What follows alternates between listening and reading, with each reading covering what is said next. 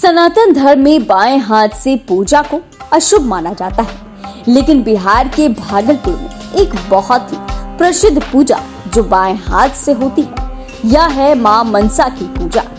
यह पूजा बाएं हाथ से ही होती है। इसके पीछे की कहानी काफी लंबी और दिलचस्प है। इस पर विषहरी पूजा के इतिहासकार और विषहरी पूजा समिति के सदस्य आलोक कुमार ने बताया कि यह कहानी भागलपुर के चंपानगर के रहने वाले सिल्क के बड़े व्यापारी चांदो सौदागर से जुड़ी हुई है।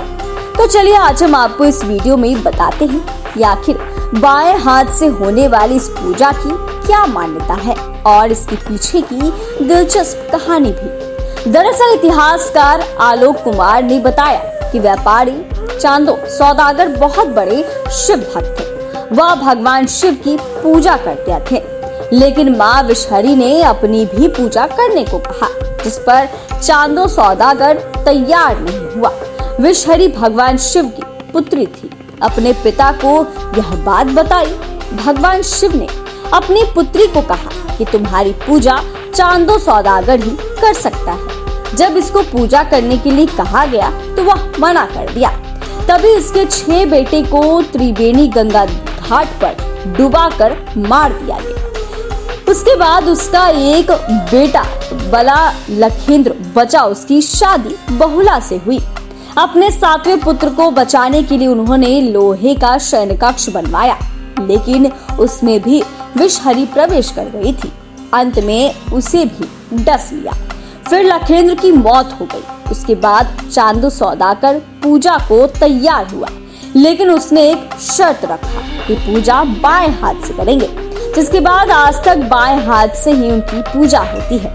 आपको बता दें कि लखेंद्र को जीवित करने के लिए मंजूषा बनकर उस पर विहुला लखेंद्र को लेकर स्वर्ग यात्रा को निकल गई। वहां से जीवित कराकर वापस ले आए। तभी से मां मनसा की पूजा प्रारंभ हुई।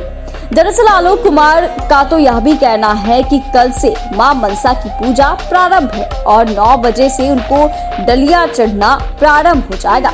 सबसे पहले सौदागर के वंशज का डलिया चढ़ता है। उसके बाद आम लोगों के लिए दरबार खुल जाता है और डलिया चढ़ने लगता है। डलिया में सिर्फ मौसमी फल ही होते हैं। इस पर्व को डलिया पर्व भी कहा जाता है।